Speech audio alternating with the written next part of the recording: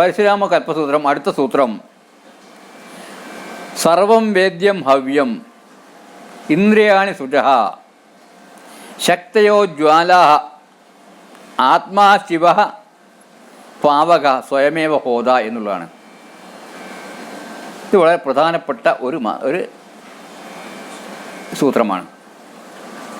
കാരണം എന്താണെന്ന് വെച്ചാൽ, സ്വന്തം ജീവിതത്തെ തന്നെ യജ്ഞഭാവത്തിൽ പരികൽപ്പിക്കുകയാണ് ചെയ്യുന്നത്. ഇതിൻ്റെ ഒരു ഭാവം തന്നെയാണ് ബൃഹദാരണ്യ ഉപനിഷത്തിൽ പറയുന്നത്. അതായത്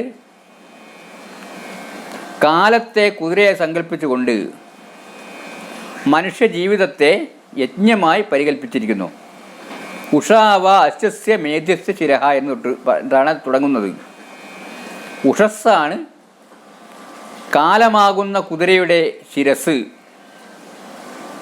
എന്നിങ്ങനെ തുടങ്ങുന്നു.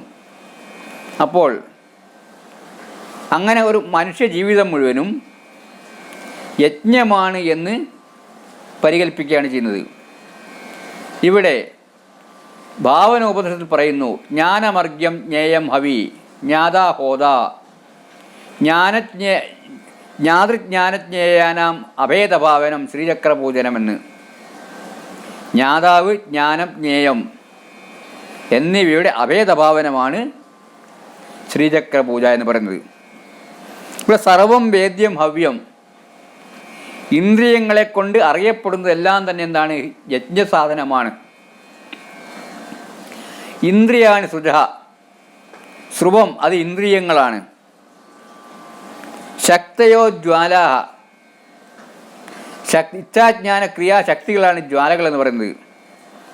സ്വാത്മാ ശിവ പാവക, സ്വാത്മാവായ ശിവനാണ് അഗ്നി. സ്വയമേവ ഹോത, ഞാൻ തന്നെയാണ് ഹോതാവ് എന്ന് പറയുന്നു. ഇതാണ് ഋഗ്വേദത്തിൽ ഒന്നാമത്തെ മന്ത്രവും ഇതുതന്നെയാണ്. അഗ്നിമീളയ പുരോഹിതം യജ്ഞസ്യ ദേവമൃത്യുജം ഹോതാരം രത്നധാതമം എന്ന മന്ത്രത്തിൻ്റെ അർത്ഥവും ഇതുതന്നെയാണ്. അപ്പോൾ മനുഷ്യ ജീവിതം തന്നെ ഒരു യജ്ഞമായി പരികൽപ്പിക്കപ്പെട്ടിരിക്കുന്നു. അതിൽ ചിദഗ്നിയിൽ എല്ലാ വിഷയങ്ങളും ഹോമിക്കുകയാണ് ചെയ്തിരിക്കുന്നത്. അതിന് ഉദാഹരണമായി കൊടുത്തിരിക്കുന്ന ശ്ലോകം വളരെ ഭംഗിയായി, വളരെ ചമത്കാര ഭംഗിയുള്ള ശ്ലോകമുണ്ട്. അന്തർനിരന്തരമനിന്ധനമേധമാനി മോഹാന്ധകാര പരിബന്ധിനി സംവിദഗ്നൗ കസ്മിംശ്ചിദദ്ഭുത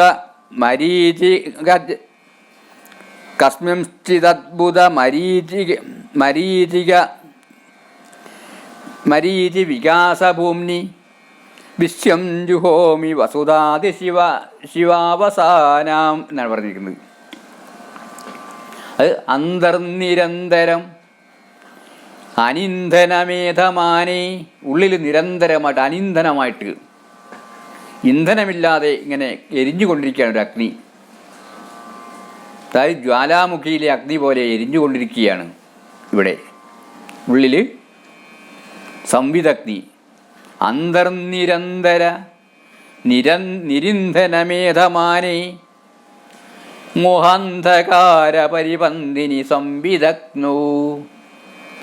മോഹാന്ധകാരത്തെ ഇത് തടസ്സം നിൽക്കുന്നതായ, അജ്ഞാന അന്ധകാരത്തിന് തടസ്സം നിൽക്കുന്നതായ ഈ സംവിദഗ്നി അവിടെ നമ്മുടെ ഉള്ളിൽ സദാസമയവും ജ്വലിച്ചുകൊണ്ടിരിക്കുകയാണ്.